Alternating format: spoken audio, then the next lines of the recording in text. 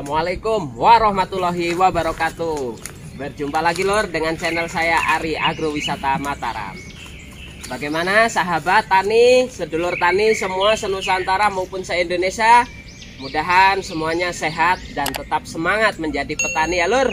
Karena petani ini lumbungnya Indonesia lur ya. Karena kita untuk makan, kalau tidak ada petani, bisanya kita makan dari ekspor ataupun impor ya. Oh ekspor lur, bukan impor lur. Sorry lupa lur. Nah hari ini kebetulan ada netizen saya yang bertanya ya lur, Ari ini berasal dari mana dan sudah menetap berapa tahun di wilayah NTB atau di Mataram ini ya lur. Nah hari ini saya akan menjawab pertanyaan netizen saya. Nah kebetulan saya di Mataram ini dari tahun 2007 saya masuk di kota Mataram ini. Saya ikut orang dari kampung saya sendiri, wilayah Banjarnegara juga lur ya. Saya di sini awal mulanya jualan es dawet, ngikut orang dari 2007 sampai 2011. Nah di 2011 itu saya nikah sama orang sini, saya dapat jodoh orang sini ya lur. Nah di 2012 awal saya punya ibu angkat orang Mataram juga ya lur. Nah pertama-tamanya saya dilihatkan tanah yang sangat terbengkalai ini ya lur. Dulu penuh agrowisata buah ini sebelum saya tanemin buah. Di sini pertanian nanamnya padi ya lur. Di sini ini penuh semua dengan sampah lur. Saya bersihkan kurang lebih 2-3 tahun. Jadi sampah-sampah plastik sangat banyak sekali di sini. Karena dulu di kota Mataram ini belum ada truk sampah ya, truk sampah yang berbentuk kaisar dari lingkungan ke lingkungan, dari desa ke desa maupun camat ke camat ya. Jadi masih banyak sekali warga masyarakat lingkungan ya, khususnya di wilayah Mataram dulu ini ya, dulu 2011 saya temukan sampah sangat banyak di sini lur. Kurang lebih mungkin 3 truk atau 5 truk sampah plastik pempes apa itu hampir setiap hari kita bakar lur. Nah selesai sampah itu lur ya, saya langsung menanam padi sama nanam cabai lur. Ternyata saya nanam cabai dan padi itu tidak lama lur, cuman sekitar 1 tahun saya rugi dan bangkrut lur. Nah di tahun 2012 akhir lur, saya mulai menanam jambu Bangkok yang tempat tadi kita panen di sana ya lur. Nah tanah ini luasnya 1 hektar 13 are. Pertama kali saya membudidayakan di sini jambu Bangkok. Bibit datang dari Jawa Tengah, dari desa saya lur, Banjarnegara ya, Jawa Tengah lur. Orang ngapak, orang kepenak jarene ya. Nah itu saya tanam di ujung sana 200 pohon dulunya ya lur. Di usia 7 bulan alhamdulillah pohon-pohon itu mulai berbakti sama saya lur. Nah akhirnya berkembanglah pikiran saya untuk menanam tanaman-tanaman lain lur. Nah sesudah itu kita mulai nanam jambu kristal putih, jambu kristal merah, menanam kelengkeng, menanam jeruk, menanam semua buah yang ada di agrowisata buah ini ya lur. Nah itu cerita pertama untuk kita mulai pembikinan agrowisata buah ini lur.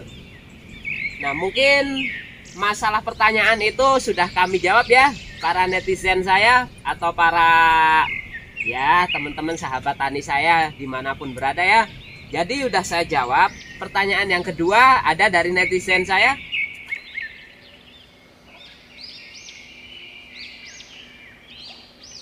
Jadi ada pertanyaan yang kedua dari netizen. Perjalanan kehidupan saya di Lombok berawalnya seperti apa dan sampai sekarang menjadi apa? Saya tetap menjadi manusia dan tetap jadi manusia ya lur, itu nomor 1 ya lur. Nah saya akan jawab. Jadi pertama kali ya seperti tadi saya jualan es dawet. Awal mula saya nikah, saya modal pertama untuk usaha saya dulu ngirim buah duku lur ya dari Jawa. Ada keluarga di Jawa ngirim duku ke saya jual motor Jupiter MX dulu, tak ganti Mio, ada sisa uang 2.300.000, itu tak pakai beli gerobak es buah rumput laut. Nah sesudah itu baru saya mulai ngirim duku juga dari Jawa lur ya. Nah itu perjalanan saya. Nah kenapa saya bisa menjadi owner es dawet? Ada yang bertanya seperti itu juga ya lur. Ya, awal mulanya seperti ini. Emang kemampuan dan keahlian saya selain pertanian, saya juga punya keahlian jualan es dawet ya lur. Nah dari situ saya mikir, ada sahabat saya dulu, Ri kenapa nggak mulai usaha es dawet lagi? Kan itu es dawet emang berasal dari daerah kamu atau daerah Side ya lur. Kalau bahasa sini Side yang halus ya lur. Nah jadinya saya mulai berpikir, alhamdulillah pertama kali saya usaha di Mataram es dawet itu lur. Nah nyabang jadinya di Lombok Timur, di Lombok Barat, Lombok Tengah dan Lombok Utara lur. Alhamdulillah sekarang berkembang dan berjalan dengan lancar ya lur. Nah untuk agrowisata buah ini saya buka di tahun 2020 bulan 11 lur. Waktu itu lur, kalau tanaman yang di sini ada yang usia 10 tahun, ada yang usia 9 tahun, dan ada juga yang baru nanam ya lur. Ada juga ini kelengkeng yang saya lagi duduk di bawah pohon kelengkeng ini ya lur. Ini usianya 2 tahun 2 bulan.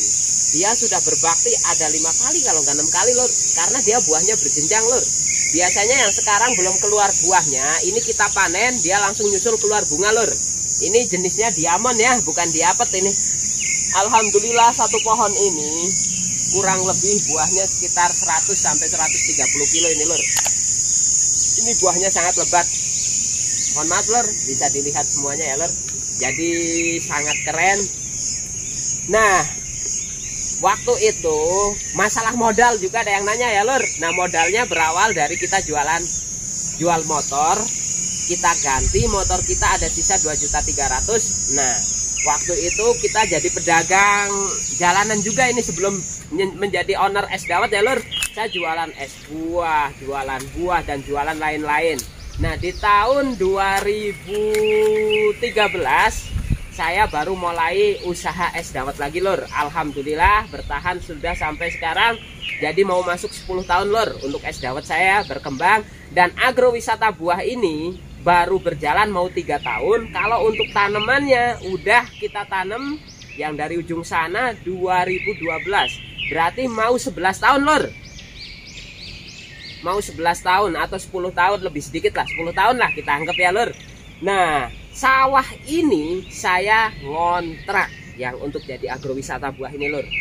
Jadi saya ini lulusan SD, saya mantan pengamen, saya mantan buruh kasar. Apapun saya kerjakan yang penting halal ya lur. Nah untuk teman-teman sahabat semua, ini motivasi untuk kawan-kawan semua ya. Bukannya saya menggurui atau mengajari semua teman-teman muda. Ya kayak gini ya, saya ini dulu bukan siapa-siapa. Saya ini anaknya lahir dari keadaan orang tua ya untuk makan hanya pas-pasan ya, karena orang tua saya petani. Nah saya hanya sekolah, bisa disekolahkan cuman lulusan SD lur. Tapi dengan jiwa, kejujuran, tekad, niat, bisa semuanya berubah lur. Dan semua itu ya emang takdir dari Allah Ta'ala ya lur.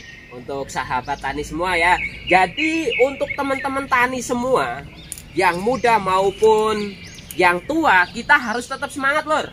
Karena pertanian di Indonesia ini benar-benar tanahnya satu subur, harganya luar biasa mahal. Tapi satu lur ya, untuk teman-teman tipnya ini ya, jangan suka mengikuti apa-apa yang lagi viral lur. Mohon maaf, biasanya contoh ya, porang. Orang nanam porang semua, jadinya harganya hancur lur. Nah kayak saya, untuk bikin tanaman buah seperti ini cukup nanam sekali, panen selamanya. Cuman cukup dengan perawatan, pemupukan dan penyemprotan dan lain-lain ya lur. Nah kalau kita mau menghasilkan buah yang bagus, perawatan nomor 1 lur ya. Dan bibit juga itu nomor 1 lur. Nah mungkin pertanyaan yang kedua cukup saya jawab sampai sini saja. Mungkin ada pertanyaan yang ketiga, saya akan mau jawab lagi lur ya.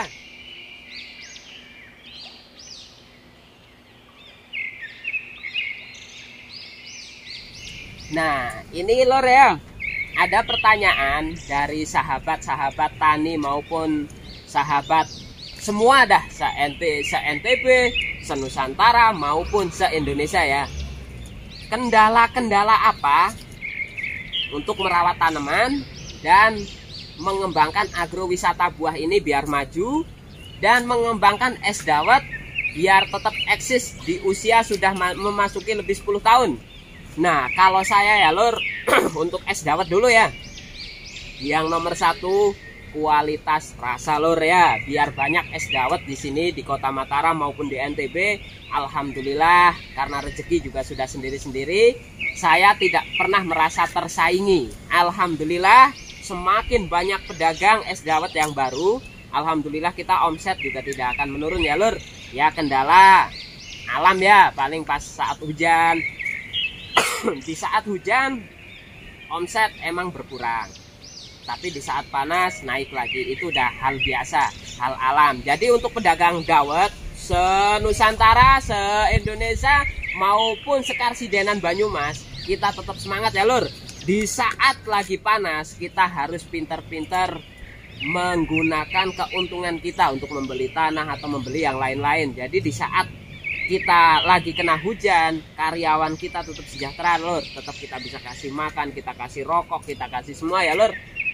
Nah, yang untuk masalah agrowisata buah, kendalanya apa? Sangat banyak lur. Satu, kendala masalah tanaman. Wih, ribet lur ya, bener-bener banyak masalahnya. Satu, di saat hujan namanya di sawah becek, tidak ada tamu. Nah, kita pekerja banyak, pusing juga lur ya. Dua, masalah perawatan lur, pupuk mahal, obat-obatan mahal, penyakitnya kebal. Karena apa? Saya ini nanamnya terlalu ekstrim lur ya. Jaraknya 4 meter kali 4, di tengah-tengahnya ada jambu.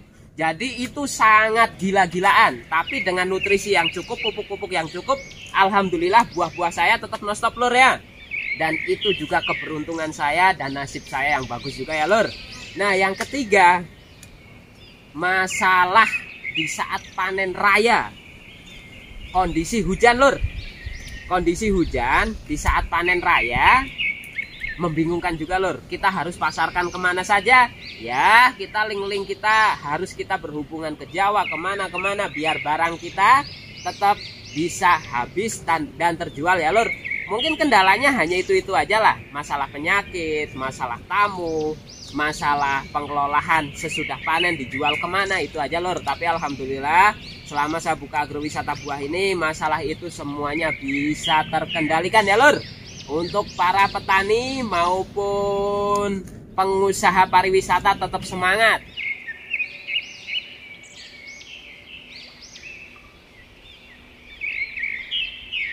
Nah, oke lor, biar nggak sepaneng, kita ngopi dulu ya lor. Ada lagi pertanyaan dari netizen lor ya. Pernah gagal panen dan bagaimana mengatasinya dan bagaimana perjuangannya? Wow, itu keren lor ya. Alhamdulillah untuk di agrowisata buah Mas Ari Kota Mataram ini, saya belum pernah mengalami gagal panen untuk buah ya lor. Untuk buah yang gagal panen total belum pernah. Tapi kalau gagal 30-40% ya pernah mengalami. Biasanya di jeruk lur. Nah, jeruk ini kalau kita kurang perawatan, lalat buah ini sangat ganas ya lur. Jadi sering sekali jeruk-jeruk saya tersengat dengan lalat buah. Tapi di saat itu kan saya ini menjadi petani jeruk, satu ilmu kita belum ada sama sekali. Karena saya ini petani nekat, ilmu tidak punya. Saya tidak punya ilmu pertanian karena saya lulusan SD. Saya ini sering bikin eksperimen. Orangnya gampang penasaran. Kalau sudah gagal harus sampai ketemu bagaimana caranya dan bagaimana obatnya, prosedurnya, bagaimana pengaplikasiannya. Itu saya akan pikirkan dan saya akan ulang sampai berhasil lur.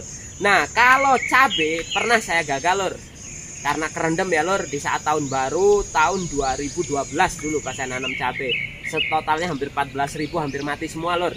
Itu saja. Padi pernah. Kalau untuk menjadi agrowisata buah, masalah buah gagal panen total belum pernah lur. Tapi kalau gagal panen 30%, 20%, 10% itu udah hal biasa pernah. Dan sering sekali ya kalau yang kayak gitu. Tapi itu tidak ada masalah. Kalau gagal panennya terlalu ekstrim banyak baru menurut saya itu masalah. Tapi alhamdulillah selama saya jadi petani buah-buahan belum pernah ya lur. Nah, tip-tipnya bagaimana kita biar tidak gagal. Nah, untuk masalah kelengkeng, masalah semua buah ya lur, itu di saat selesai berbunga udah berbentuk biji, udah kelihatan pentil atau motek ya, atau buah yang masih kecil sekali, itu kita harus tetap semprot pakai fungi, insek, dan pestisida lur. Kalau tidak seperti itu, ya bukannya saya jamin ya, semuanya ini kehendak Allah Ta'ala, tapi biasanya dia gagal lur. Karena larva ini, lalat buah ini, larva-larvanya sudah netas di situ, dia udah mulai masuk di durian, di kelengkeng, dan di lain-lain. Biasanya sering sekali gagal lur. Tapi kalau saya tetap kualitas penyemprotan 2 minggu sekali, 3 minggu sekali tetap saya jaga. Alhamdulillah aman semua lur. Oke lur, ada pertanyaan lagi yang kelima?